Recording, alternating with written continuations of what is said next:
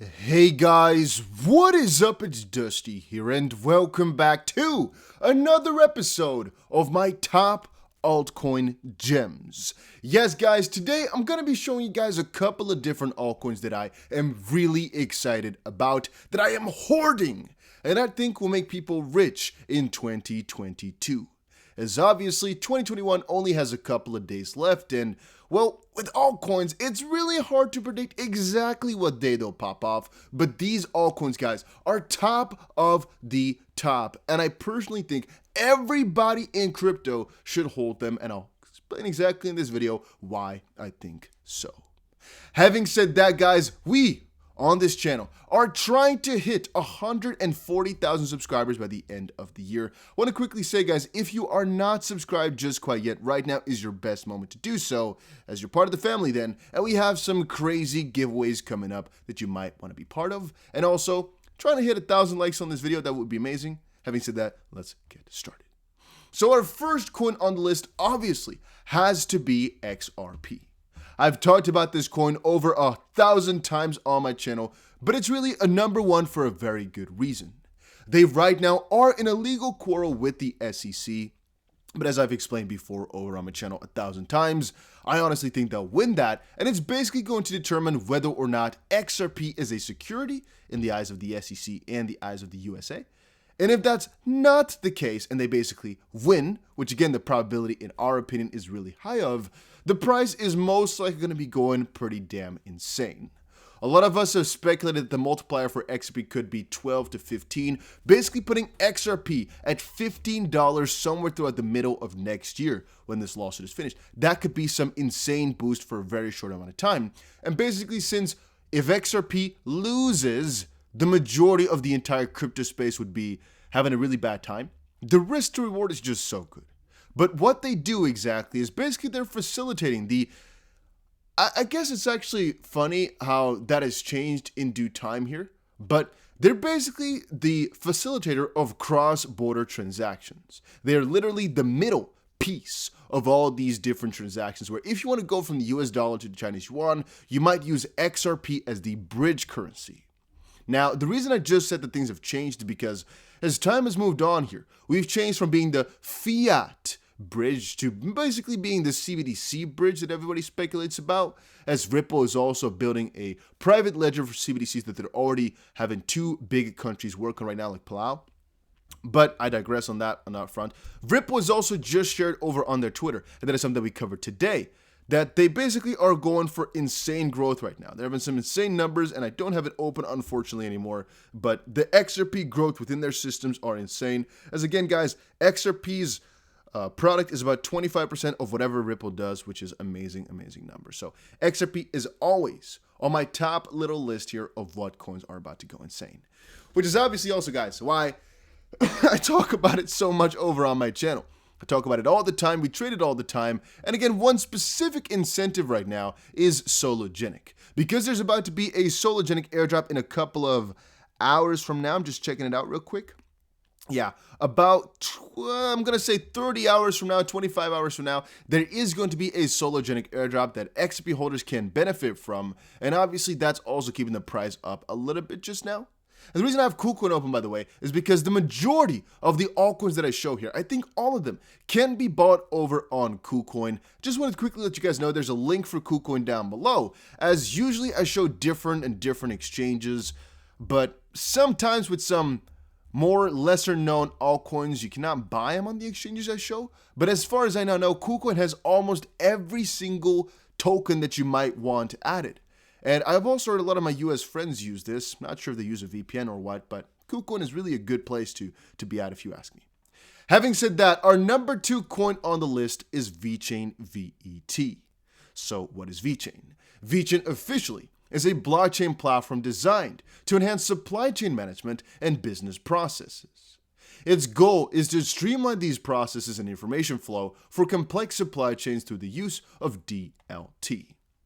The VeChain platform contains 2 tokens, VeChain Token and VeChain Energy, or VeChain Thor Energy officially. Former is of course used as gas.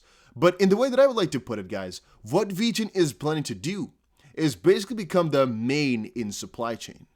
VeChain states that its goal is to build a trust-free and distributed business ecosystem platform that enables transparent information flow, efficient collaboration, and high-speed value transfers.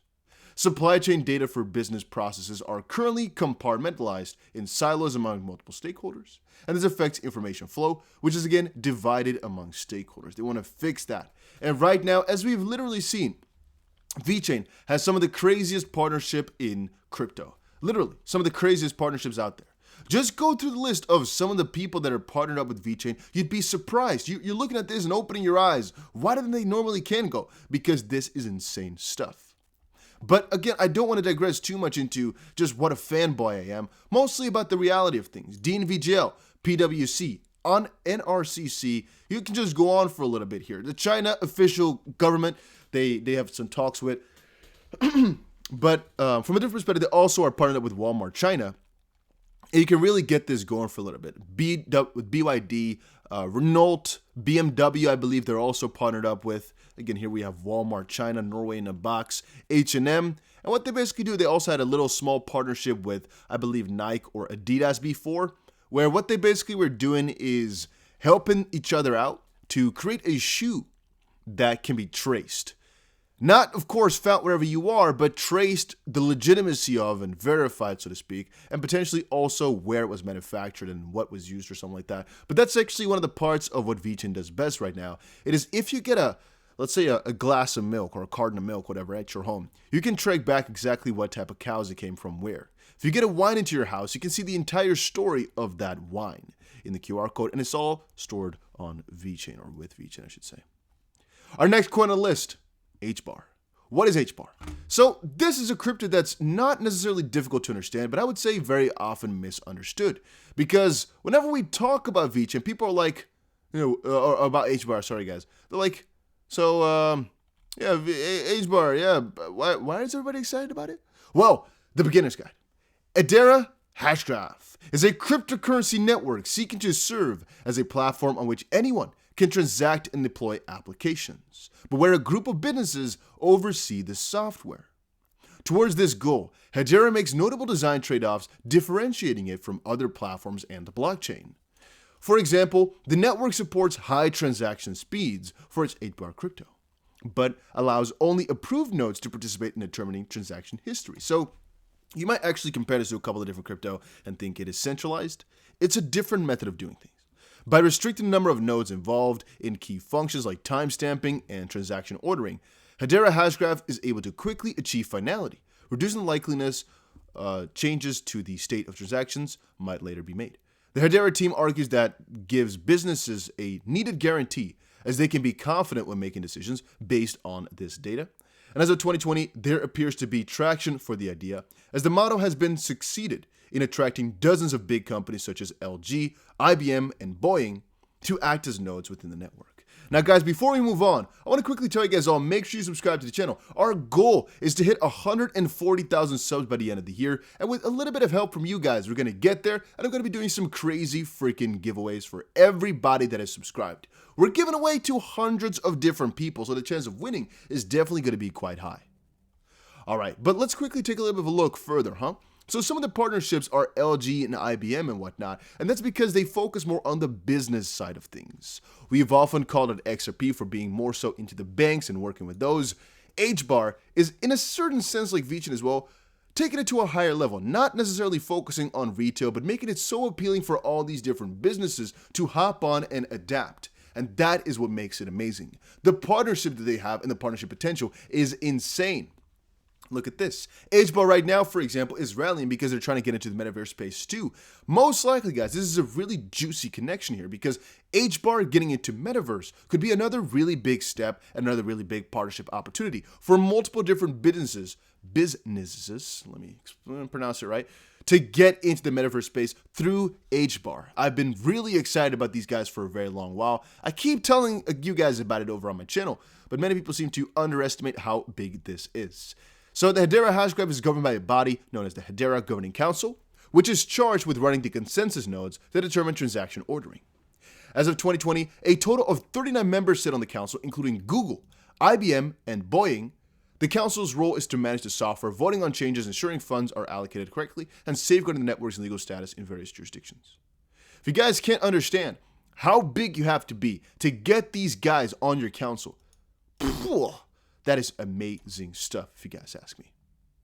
All right, our next coin on the list is Polygon. I don't want to spend too much time on this one except for saying, guys, I've shouted out so many times that I think Polygon is going to have 1/10 the value of Ethereum. And as that currently stands, guys, that means the Polygon price is to still triple in value to get to this market cap. And I don't think that's really far away. I think it could literally happen tomorrow if the moment comes, so to speak. So I would like to describe Polygon / Matic right now as a layer 2 for Ethereum. That's the primary focus. That's the primary thing everybody knows it for. And what it basically does is make your entire experience using things like Ethereum a lot cheaper and a lot quicker. Because what you can do is if you have things on Ethereum, you might want to kind of take them off or scoop them a layer higher, transact with it over on Polygon, and then take them back down when you actually want to make something quote unquote final, when you're ready basically to take it back to the main chain, so to speak. However, there's a couple of different dApps or applications, I should say, for Ethereum that have now also started to focus on Polygon or work together with Polygon. And the more that adapt to it, the easier Ethereum is going to be to get around, because right now the Ethereum fees are insane. One of the ones that actually partnered up with them today or yesterday was Uniswap. And that basically makes it so that you, as a user, can utilize Uniswap on Polygon instead of having to pay all those crazy freaking fees for the Ethereum version. That is a big deal. At the end of the day, guys, bridging is really simple between Polygon and Ethereum. And once it's on Polygon, it makes things so much cheaper that it's just one of the best things out there. Then again, there's another thing you must know. Polygon effectively transforms Ethereum into a full-fledged multi-chain system. As that's, again, kind of the second part, because maybe my first little explanation wasn't making it fully out there. This multi-chain system is akin to other ones such as Polkadot, Cosmos, and Avalanche, with the advantages of Ethereum's security, vibrant ecosystem, and openness. The Matic token will continue to exist and will play an incredibly important role securing the system and enabling governance. Polygon is a layer 2 scaling solution, as we talked about before, backed by Binance and Coinbase. Polygon themselves are also investing in a ton of different new crypto projects. They're putting a lot of money into that. And the project seeks to stimulate mass adoption of crypto by resolving the problems of scalability on many different other blockchains as well. They combine the Plasma framework and the proof-of-stake blockchain architecture. Plasma framework, used by Polygon as proposed by the co-founder of Ethereum, Vitalik Buterin, allows for the easy execution of scalable and autonomous smart contracts. Nothing will change for existing ecosystem built on the Plasma POS chain, but with Polygon, new features are built around the existing proof of technology to expand the ability to cater to diverse needs from the developer ecosystem, and Polygon will continue to basically develop the core technology so that it can scale to a larger ecosystem. And they got a lot of TPS, really fast, really juicy, guys. This is one of my favorite coins right now. All right, then I had a quick little article about HBAR, where we kind of covered that already. Here I had another one talking about how HBAR is just partnering up everywhere and putting a lot of work into getting basically verification everywhere in a certain degree. But our next coin on the list is actually kind of split. And that's because I wanted to show you guys exactly how I find these and how I determine them. If you are using CoinMarketCap, which I don't personally use, but okay, and we go press Metaverse right here, I own a lot of the tokens in this list. And that is basically my little placed number. I think it's 4. We got XRP, we got VeChain, we got HBAR, we got Polygon. I guess number 5 already. My number 5 coin would have to be a little bit of a mix of Metaverse coins. That's kind of a tip I want to give people home. It is get yourself more acquainted with Metaverse.